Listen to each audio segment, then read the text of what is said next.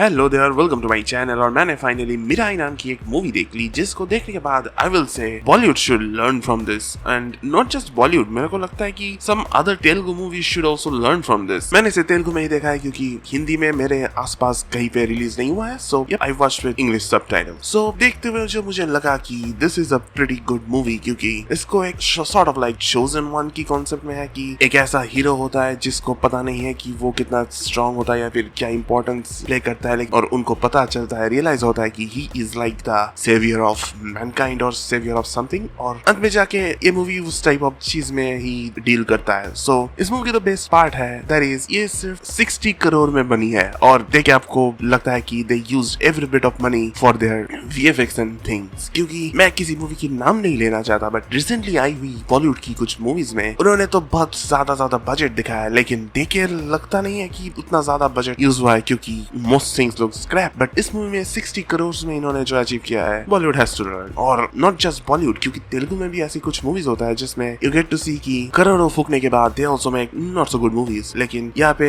इन्होंने एक छोटी सी बजटरी रिस्ट्रेंट्स में भी इतने अच्छे तरीके से मूवी बनाया है, that is a commendable job. अब इसकी जो स्टोरी है, इसको एज सच कुछ नया नहीं है, लेकिन देख के अच्छा लगता है, क्योंकि there are not too much of good super hero movies in India. इसमें उस चोजन वन कॉन्सेप्ट के साथ साथ एक मदर सन की रिलेशन दिखाया गया है। इसमें कुछ हमारा एंशिएंट हिस्ट्री, मिथ्स, सब कुछ मिलाया गया है with 9 books. Like whatever happens in the movie, आपको देख के इंटरेस्ट बना रहता है। अब I don't want to spoil anything, so इतना कह सकता हूँ कि मूवी की जो मिड पॉइंट आता है, उससे पहले एक क्रीचर दिखाया जाता है, that is like that scene was pretty awesome. और इसकी जो बीजीएम है, जिन्होंने भी काम किया है, आई don't no their name, but they did a great job. Saying that, इस मूवी की एक नेगेटिव चीज भी है कि this does feel like a Telugu movie. Like Bollywood में भी ऐसा होता है कि आपको मूवी अच्छा लगता है, सब कुछ ठीक ठाक होता है, लेकिन फिर भी उनको बॉलीवुडिफाई करना पड़ता है, and the same thing happens here. Movie चल रहा है, अच्छी चीजें हो रहा है, लेकिन फिर अचानक से इसकी वही तेलुगु मूवी ट्रोप्स आ जाता है, like too much of weird ass comedy reliefs, like those are not needed, लेकिन उन्होंने डाल दिया है, व्हाट कैन वी डू। और इसकी जो नेक्स्ट बिग थिंग है, जो